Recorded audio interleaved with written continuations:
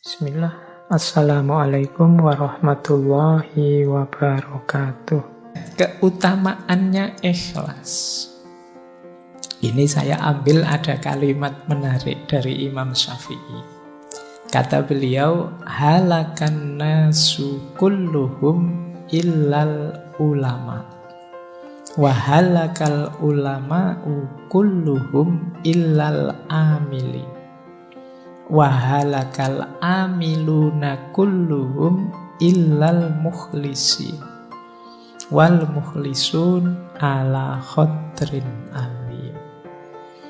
Jadi kata Imam Syafi'i, semua manusia itu akan hancur kecuali dia berilmu. Jadi kalau kita hidup tanpa ilmu, hidup kita akan hancur.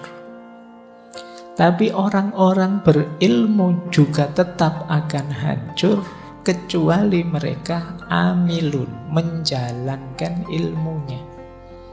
Kan banyak orang pinter yang ilmunya tidak jalan. Kalian mungkin kalau dibandingkan antara referensi kebaikan di kepalamu dengan kebaikan yang benar-benar kamu jalankan, itu mungkin bisa 80-20, bisa 90-10%, jangan-jangan 99-1%. Jadi sangat sedikit yang kita wujudkan dalam amal. Maka manusia itu hancur tanpa ilmu, tapi ilmu tidak ada gunanya tanpa amal. Wahalakal amiluna kulluhum illal mukhlisin. Dan orang yang beramal pun pada akhirnya juga akan hancur kecuali orang-orang yang ikhlas. Berarti orang yang orientasi amalnya itu Allah saja.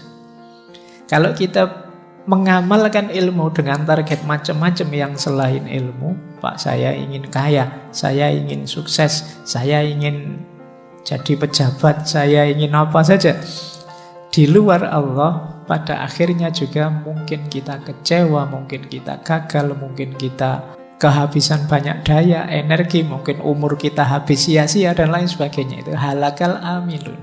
Beda kalau kita targetnya Allah saja. Maka halakal amilun kulluhum illal mukhlisin. Kecuali orang-orang yang ikhlas. Wal mukhlisun, berarti kalau sudah ikhlas aman toh Pak? Aman. Tapi wal mukhlisun ala khotrin alim. Orang-orang ikhlas itu ya ujiannya banyak, tantangannya banyak. Dia harus hati-hati. Nanti kita lihat ada banyak sekali tantangan-tantangan orang ikhlas.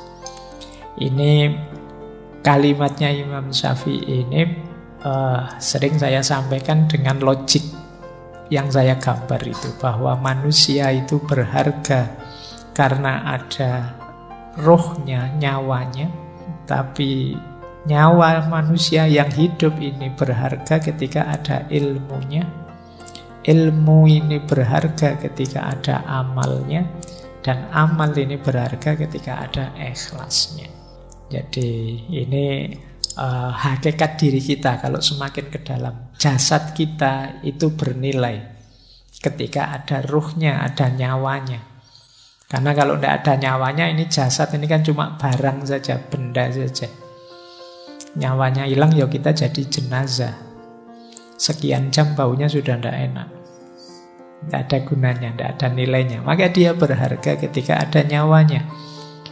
Nah, cuma manusia hidup bernyawa ini bernilai, berharga ketika ada ilmunya. Yang membedakan kita dengan semua makhluknya Allah yang lain itu ilmunya. Tapi ilmu ini juga berharga, bernilai ketika ada amalnya. Buat apa ilmu yang teoritis saja, dihafalkan saja, numpuk sebanyak itu di perpustakaan, gunanya apa? Tidak ada harganya kalau tidak ada amalnya. Bayangkan Indonesia ini memproduksi berapa banyak konsep, berapa banyak teori. Baik, ini keutamaannya. Nah, kalau digambar keutamaan ikhlas itu loh. Ikhlas itu bagian dari rute kita ilaihi roji'un, kembali kepada Allah. Jadi perjalanannya manusia di bumi ini kan sebenarnya bukan perjalanan kemana, tapi perjalanan kembali. Yang perjalanan itu awalnya adalah ikhlas. Ikhlas itu niat nawa itu untuk Allah saja. Jadi perjalanan kembali ke Allah itu kan perjalanan untuk Allah. Jadi titik tolaknya perjalanan hidup kita adalah niat yang ikhlas. Titik tujunya ya Allah, keridhoannya Allah. Jalannya isinya amal soleh. Jadi amal yang ikhlas menuju ridhonya Allah. Ini mode hidup ideal kalau dalam Islam. Baik, jadi inilah gambaran keutamaannya ikhlas. Kita lihat sekarang komponennya.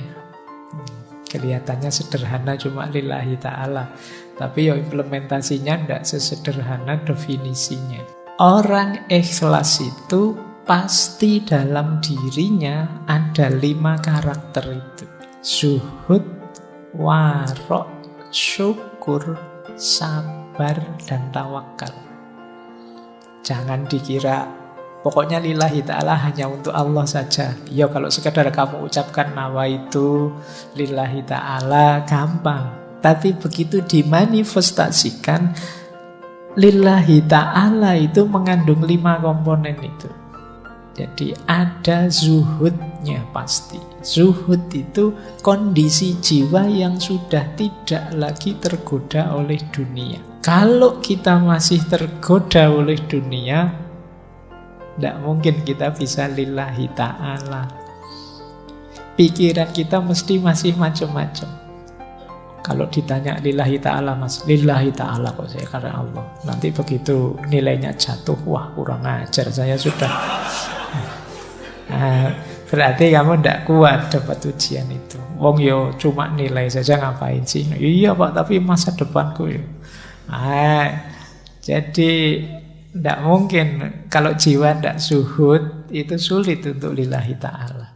Karena dunia masih mudah menggodamu. Yang kedua warok. Warok itu kemampuanmu mengendalikan diri. Sehingga tidak mudah terjatuh pada perbuatan dosa dan maksiat. Orang namanya wirai. Misalnya, wah saya kalau datang ke sana ini nanti mesti diajak macam-macam sama temanku. Nolaknya tidak enak. Sudahlah saya tidak usah datang saja. Ini kemampuan mengendalikan diri. Atau tiba-tiba ketemu teman yang wah ngajak ngomong aneh-aneh, ngajak mencaci maki siapa, aku tidak ikut-ikut. Ini warok. Kemampuan menjaga diri. Sulit orang bisa lillahi ta'ala kalau dia tidak punya kemampuan mengendalikan diri.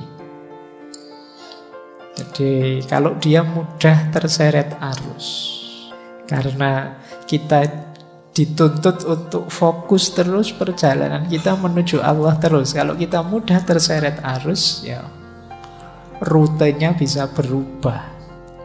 Harusnya menuju Allah itu bisa sampai mana-mana. Nah ini karakter kedua.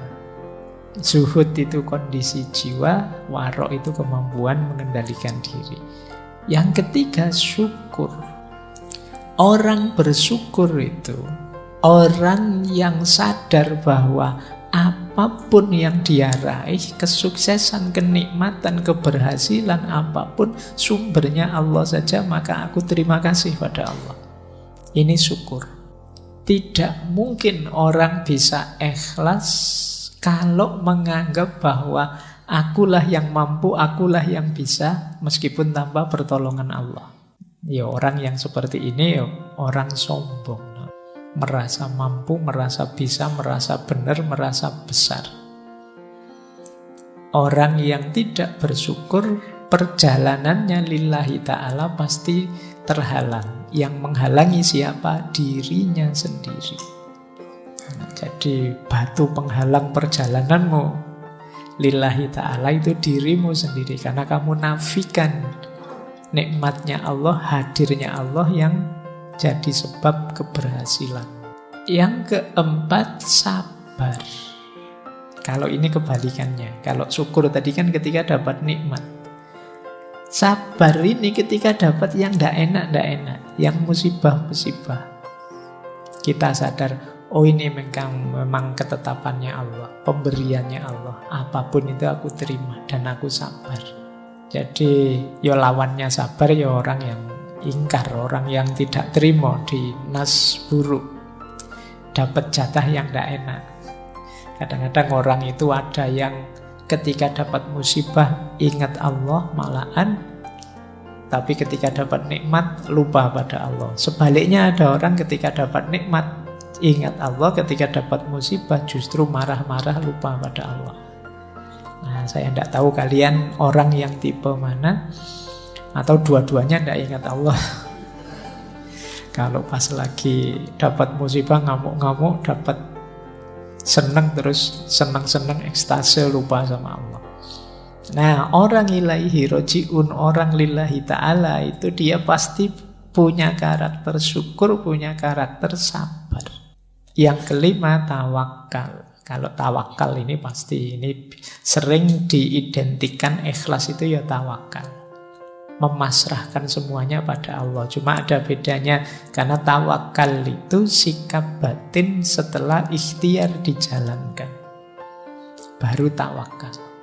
Kalian dikasih tugas dosen, sudah dikerjakan semaksimal mungkin, dikumpulkan, nanti dapat nilai berapa, saatnya tawakal. Tapi kok dapat tugas dari dosen, Mas kok tidak ngumpul, saya tawakal saja Pak.